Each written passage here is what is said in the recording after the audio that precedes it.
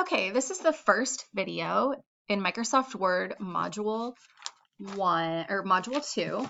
And in this module, we are going to cover information regarding formatting a document into MLA style.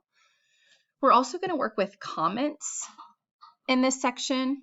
There'll be two videos. The first one will work with comments and editing talking back and forth with someone in the comments section. You may have seen comments used in school when your professors reply to parts of like a research paper or give feedback. They may give feedback in a comment. So that's one way you would see comments used. Another way that you would see comments used could be like in the instance that you're seeing on your screen. So this is a report for Prairie Savings and Loan, and Sabrina is like our boss, and she's giving us some direction on how to format the report. So we're going to kind of follow her comments down the right-hand side and make the changes that she asks us to make, and then we'll delete the comments out of the report once they're completed, or we may choose to reply to the comments. So the first thing that you need to do is open up the file that you see on my screen if you'd like to follow along with me. And this file can be found in our Canvas course under Word Module 2, and the file is 2-3. And again, if you'd like to follow along with the step-by-steps that I'm using in our textbook, then go back and watch the first Getting Started video, and that kind of walks you through where to go in the textbook to find the step-by-steps that I use for each module. All right, so the first thing we need to do is do a file save as. We need to save this file. So I'm going to do a file save as, and then again, I'm going to browse because I like to just save to my desktop. If you're saving to a flash drive, then you would select your flash drive down the left-hand side.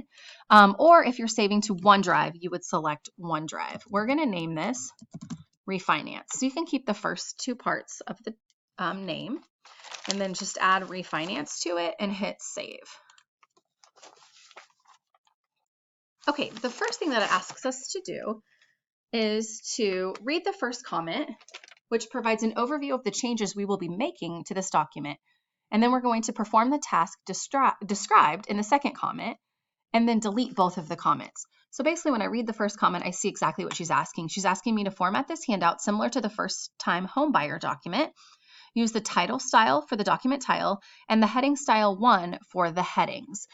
So when you add these special formats like title style or heading style 1, these can all be found in the styles group right here on the home tab. What that does is it kind of formats your paper as a report. So it makes it look a little bit more professional. There's lots of different styles that you can choose from. In fact, you can expand the styles group here to see some of your different options. We're going to use title style for the title, and then it asks us to use heading style 1 for our subheadings as we go down throughout our paper. So that's what we're going to do first.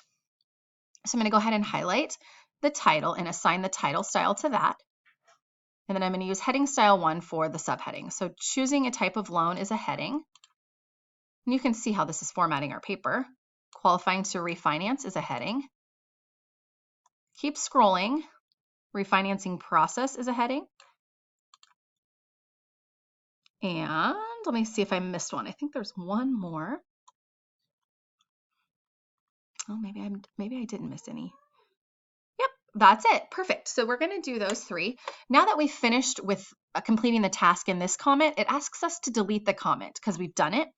So the way that you delete a comment, anything related to comments can be found on the Review tab in Word. So you're going to click on the Review tab, and you're going to see there's a whole section here for comments. And so all you need to do is just click on the comment and hit delete to delete it, and it will take it away. And hopefully you notice when I clicked on the comment, like for example, this one down here, it also gives you an option here to reply to the person. So I could reply back to Sabrina and let her know that I had completed the task, and then it would keep it on the document. It would keep her comment and my comment on the document. So it just kind of depends on the look you're going for and if you want the comments to stay or go after you've completed the task. The second task asks us to please insert your first and last name here. So I'm going to go ahead and insert my first and last name here and then delete that comment as well. Perfect. Now it is going to ask us to insert our own comment here in just a little bit. So we'll do that when we get to that step in the directions. But before we do that, it asks us to change the word terminology that is all uppercase. It's on page 1 in paragraph 3 to all lowercase, and then attach a comment to that word that explains the change that we made. So I'm going to show you where you can easily format a word to upper or lowercase by simply just clicking. So instead of having to click the caps lock button and type it in all capitals, there's a quick way that you can switch back and forth between case. And the button that you're going to use is on the Home tab, and it's the big A and little a. It's called the Change Case button. Click the drop-down arrow, and here I'm going to select lowercase. And you can see some of the other options you have there as well for changing case. So now it made it all lowercase, and I'm going to add a comment to this, letting her know that I made the change. So comments are on the Review tab, and then I'm going to select New Comment, and then I'm just going to type here what I did.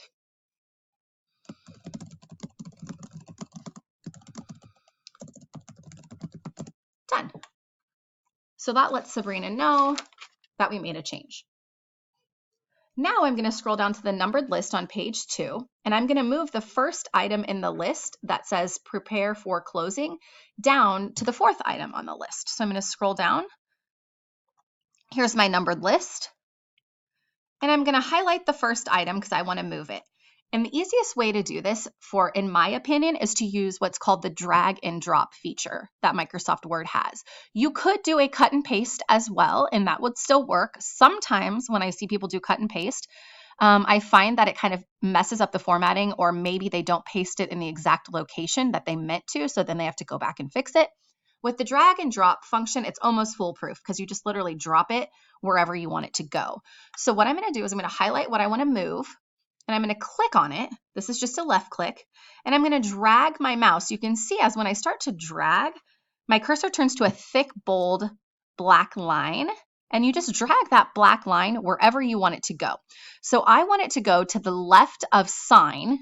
Because it's on the left of sign, that's actually going to put it above number 5, which would then make it number 4, and then I'm going to let go, and you will see that it moved prepare for closing to the 4th item in my list instead of the 1st item on my list.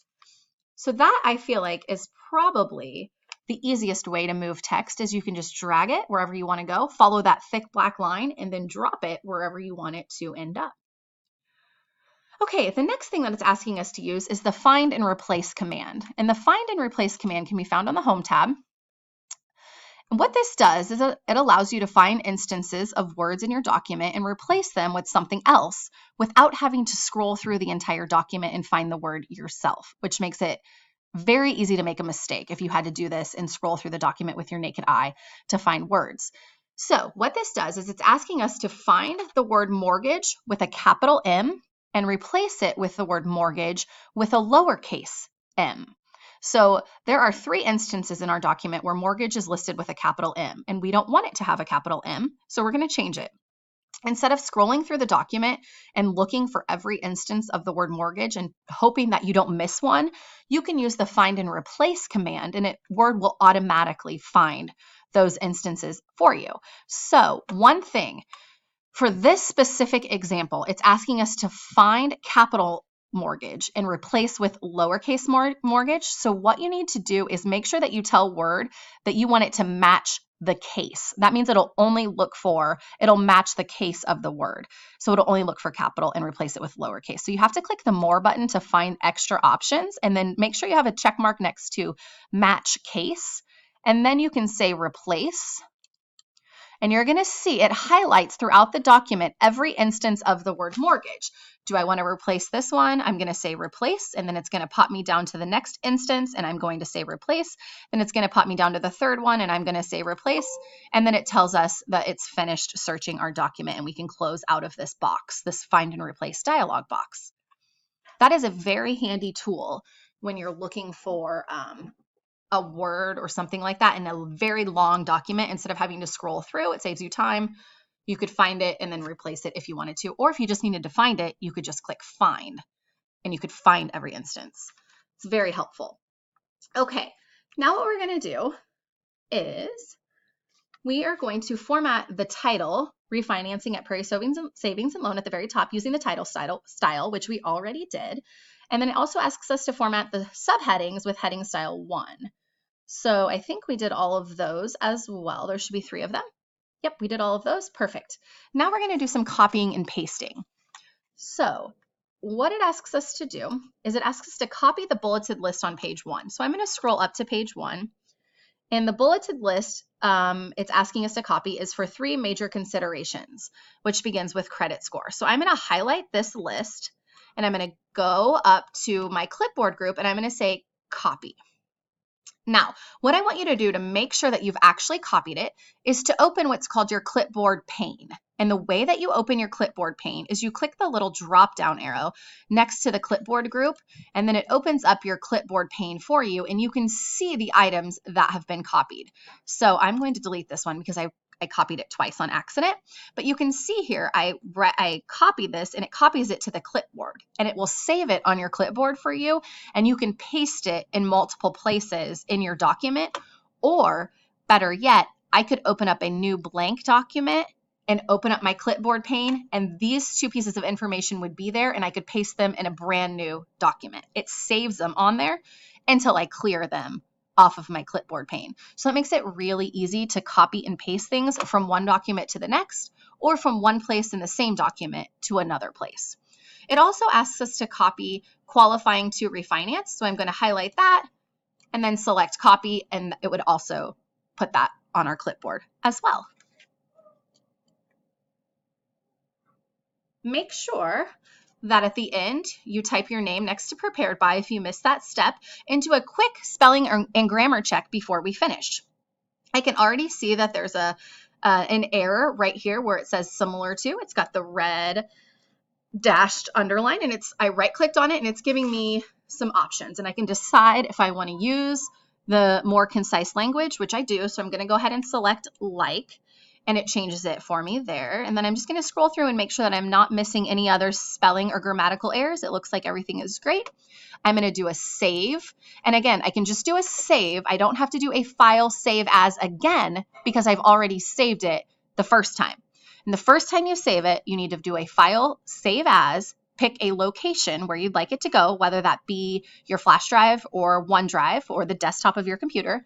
You pick a location and you give it a name. You do that the first time. The second time, you can just hit file and it will automatically save your changes. Okay, well, I think that's it for the first part of Word Module 2. Check out the second video for the second part of Word Module 2.